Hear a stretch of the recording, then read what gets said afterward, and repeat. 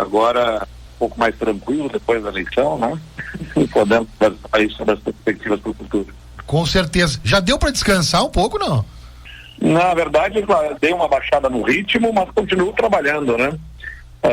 Ainda ontem participando da abertura do Festures, né? O Festival do Turismo em Gramado, e muitas reuniões, entrevistas também.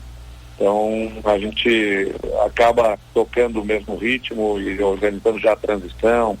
Já fiz a primeira reunião com o governador Ranolfo, organizando qual será o local e montando os times aí do período da transição, que é uma transição facilitada, claro, que é dentro do mesmo grupo, mas que ainda assim é um momento precioso para que a gente possa lançar as bases do novo governo, né? Do novo ciclo de governo, que é uma continuidade, mas não é simplesmente continuismo do próprio governo. É um novo ciclo, é um novo momento, e a gente quer poder evoluir sobre a agenda deste governo que vai se encerrando e criar as bases para um novo ciclo de governo. Mas o senhor conhece tudo, né, do atual governo, da estrutura do governo do estado. O que o senhor pretende fazer, assim, logo no início do novo mandato, de mudanças estruturais, secretarias? O que o senhor projeta já para esse início de novo governo, Eduardo? São as primeiras reuniões que a gente vai ter, né? Na semana que vem, na segunda-feira, pretendo me reunir com as equipes do governo, né? A gente vai montar o escritório de transição lá no próprio centro administrativo, no 21º andar, ao lado da Secretaria de Planejamento, e a gente vai fazer a primeira reunião com os partidos que participaram da nossa coligação e também com a Secretaria de Planejamento. Mais do que na estrutura das secretarias propriamente dita, assim, do conjunto de secretários, eu quero poder olhar com atenção para as estruturas abaixo das secretarias, né? Diretorias e formação dos times, de forma a conseguir melhorar a performance do governo. Ao longo desse último ciclo de governo, a nossa atenção esteve especialmente sobre as questões fiscais. O Estado tinha uma crise financeira muito aguda, né, muito grave, e a gente precisou fazer reformas e reestruturação do governo no sentido de equilibrar as contas. E agora o desafio, com as contas equilibradas para o próximo ciclo de governo, é fazer alguns ajustes para poder melhorar a performance do governo, a capacidade de entregar obras, né, de entregar resultados a partir do reforço de equipes, por exemplo, na melhor sinergia que deve haver entre a Secretaria de Obras e a Secretaria de Educação, com as suas equipes técnicas. É isso que a gente quer poder rever, né, reestruturar, para que a gente consiga ter mais agilidade na entrega das obras de escolas, que serão inclusive essenciais para que a gente possa fazer cumprir a nossa meta, que é termos as escolas de ensino médio, com 50% das escolas de ensino médio até o final do próximo governo com ensino em tempo integral. E isso vai exigir investimentos em quadras esportivas, expansão de salas de aula e construção de refeitórios, adequação das estruturas físicas de escolas que vão ser mapeadas aí como prioritárias para essa expansão do ensino médio. Então, essas estruturas é que eu quero especialmente poder, nessas próximas semanas, trabalhar sobre elas, aproveitando o momento precioso que é o da transição. Por quê? Porque tem um governador governando, que é o Ranolfo, até o final do ano, e que toca a rotina do governo nos diversos assuntos, enquanto eu posso, como governador eleito, me debruçar sobre os temas relacionados ao futuro, né, menos demandados sobre o dia a dia do governo, mas podendo me dedicar a organizar essas bases do futuro governo. Governador, como o senhor pretende fazer esses investimentos com um déficit de 3,7 bilhões de reais no orçamento para 2023 e ainda mais com a redução de outros bilhões de reais na arrecadação do ICMS dos combustíveis? O déficit é ocasionado por essa redução de receita. Uma coisa está relacionada com a outra, né? Então não são duas coisas que se somam, uma coisa está relacionada à outra. O Estado teria o equilíbrio não fosse esta forçada redução feita pelo governo federal, pelo Congresso Nacional, sem qualquer diálogo com os estados e municípios. Então essa é uma das primeiras conversas que a gente vai ter com o governo eleito, né, com o presidente eleito, Lula, e com a sua equipe, para entendermos o que se pretendem fazer nessa direção, porque não é um problema exclusivo do Rio Grande do Sul, é um problema de todos os estados e todos os municípios. Para o ano que vem, a gente tem projeção de equilíbrio em função desses 3,7 bilhões projetados de déficit, 2,2 bilhões se projeta seja a compensação com a própria dívida com a União, prevista na legislação da redução do ICMS.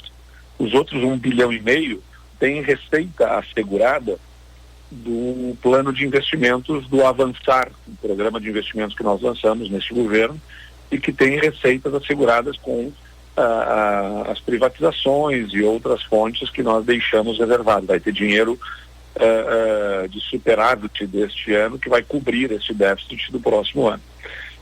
E vamos ter ainda os recursos que não estão previstos no orçamento da privatização da Corsan, que deve alavancar um valor robusto suficiente para alavancar aí um novo ciclo de investimentos do governo. Então, a gente está trabalhando nas diversas frentes para poder garantir que o Estado tenha a capacidade financeira para cumprir com seus compromissos e poder promover esses investimentos que estarão no foco no próximo ciclo. Como é que está a perspectiva da questão da Corsan, governador? É uma das reuniões que eu devo manter na semana que vem também, as informações que eu recebi, mas ainda não me reuni sobre esse tema para poder olhar no detalhe com o governo e com a equipe que está levando adiante o processo da privatização. São positivas. Eu recebo informações de que deve se concluir neste ano o processo de privatização, expectativa positiva, mas eu não tenho detalhes ainda para poder compartilhar com vocês.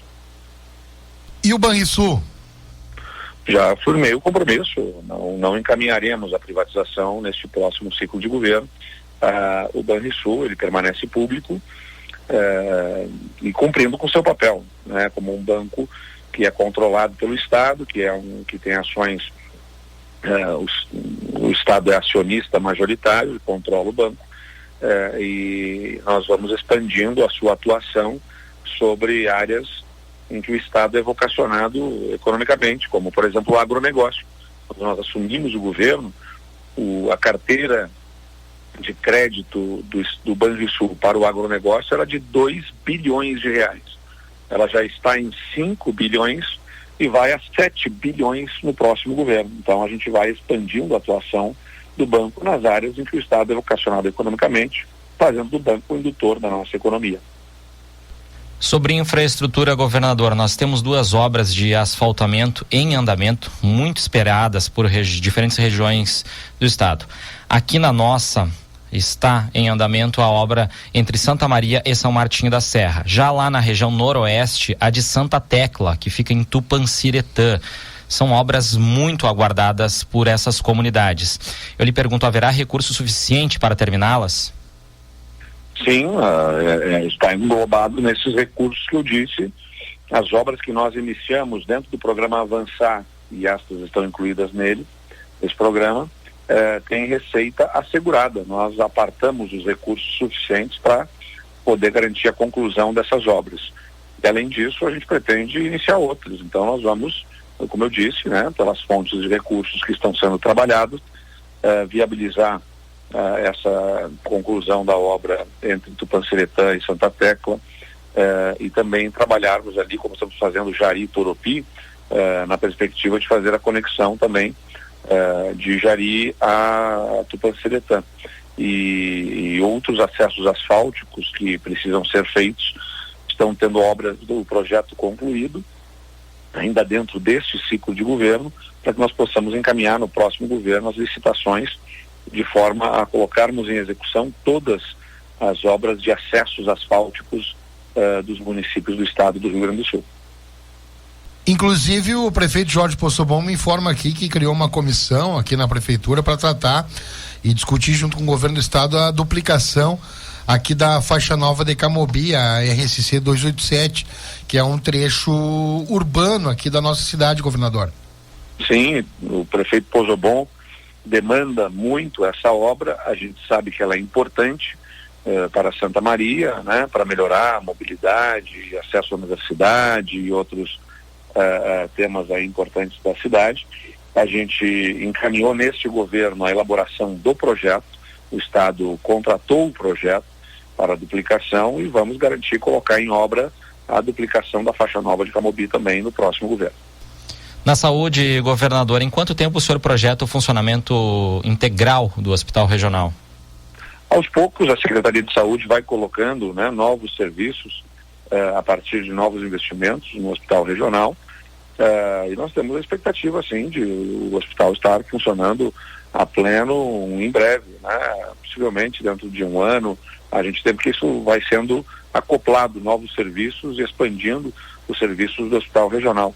Então a Secretaria de Saúde tem aí um esforço concentrado para que o Hospital Regional possa significar o impacto positivo a partir desde os ambulatórios de especialidades que já são providos, aos novos leitos que vão sendo acoplados, cirurgias que vão sendo implantadas, tanto do ponto de vista se não me engano, da neurologia e também cardiovascular, entre outros serviços que vão sendo acoplados no hospital. Então o hospital está a cada momento aí expandindo a sua atuação.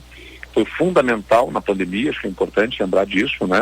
A pandemia interferiu nesse processo de implantação dos novos serviços, porque o hospital se dedicou especialmente ao atendimento para a pandemia, e ele foi fundamental, não só para atendimento ao Rio Grande do Sul, como pacientes que recebemos de outras localidades. E Santa Maria foi acolhedora, foi importante para receber né, pacientes de outras localidades que estavam com dificuldades, e agora, desde que a pandemia arrefeceu e que temos indicadores, né, melhores, a gente tem feito o processo de implantação de novos serviços no Hospital Regional de Santa Maria. Tá certo. E a relação política com a Assembleia, como é que o senhor avalia e projeta já, principalmente na questão da aprovação, né, das suas propostas? Olha, a gente sempre conduziu a relação com o parlamento com diálogo, né, e buscando formar uma base a partir daqueles partidos que têm afinidade e proximidade com o nosso programa para o Estado, e tenho convicção e confiança, com base no diálogo, nós vamos construir uma base suficiente para dar sustentação aos principais projetos do governo. Quando eu venci as eleições lá em 2018, nós também não tínhamos originalmente maioria na Assembleia, e a partir do diálogo construímos uma base ampla, sólida, e uma relação com a oposição republicana também, uma relação no melhor espírito democrático, que nos permitiu ter muita tranquilidade para avançar na discussão de pautas importantes para o Estado. Então agora também vai ser a mesma coisa, vamos conversar com os partidos que têm afinidade do ponto de vista programático para formar uma base sólida, e vamos dialogar também com os partidos de oposição para que construamos uma relação produtiva, sempre em favor da população do Rio Grande do Sul. Eu não sou governador para 57% da população que votou em mim, sou governador para 100%. Isso significa também ter a disposição de discutir e dialogar com os partidos de oposição, para que a gente possa, na medida do possível, encontrar convergência sempre em favor do povo para quem a gente governa. Governador, eleito Eduardo Leite, com a sua então reeleição, o senhor se torna a principal liderança jovem do PSDB. O senhor poderá ser o candidato, ou o futuro candidato a presidente do partido? Olha, eu acabei de encerrar a eleição, voltado unicamente aos assuntos do Rio Grande do Sul, e que são a minha prioridade, né, absoluta prioridade. Nas próximas semanas vou ter conversas, na semana que vem vou a Brasília, vou conversar também com as lideranças do PSDB, né, para que possamos discutir as questões partidárias. Eu tenho uma responsabilidade com o partido, como um governador do PSDB, mas a minha prioridade estará no Rio Grande do Sul, né? É muito difícil conciliar as atividades de governar o Estado e dirigir o partido, mas vou buscar dar a minha colaboração no formato que for possível e mais adequado, para que o partido possa encontrar o seu caminho e ajudar o país a ter no centro democrático força política para apresentar alternativas ao país, né? Com projeto, com agenda, com visão de Brasil para o futuro, né? De forma a fazer com que o país possa recuperar a sua serenidade, a tranquilidade, e o enfrentamento político dentro da arena política, sem desbordar isso para o que a gente está vendo de confrontos e conflitos absolutamente dispensáveis, né, nesse momento da vida nacional.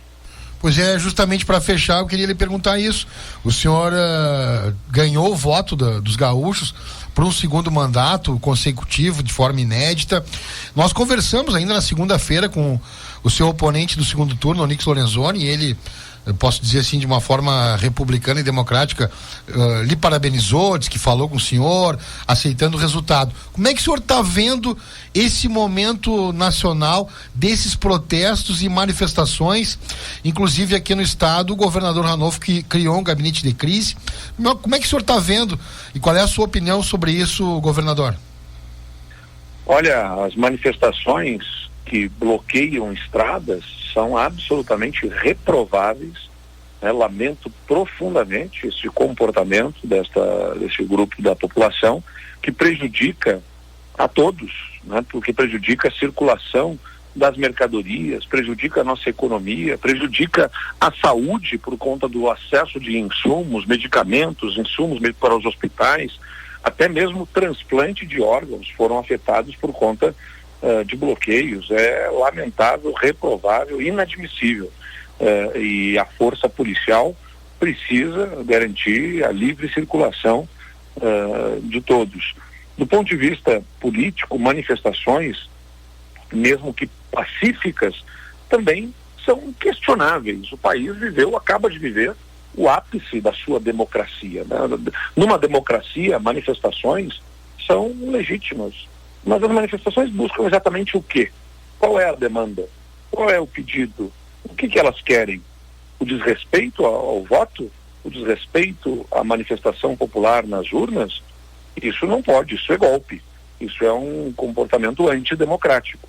A manifestação que busca apresentar ao novo governo a sua requisição de uma agenda para o país, a sua demanda e até apresentar que uma parcela significativa da população estará vigilante e atenta, ok, da democracia.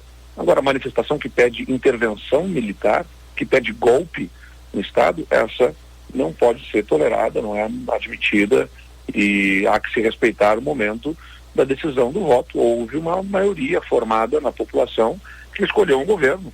Por mais que haja discordância e divergência, é próprio da democracia.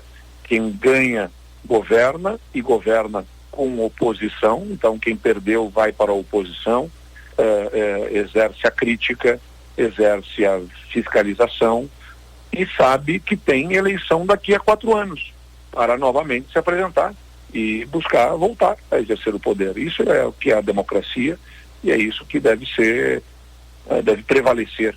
Nesse momento para trabalharmos para cicatrizar as feridas e não para ficar cutucando a ferida que se criou ao longo desse processo político duro, né, e que transformou as relações da nossa sociedade, mesmo nas famílias e entre os amigos, numa guerra.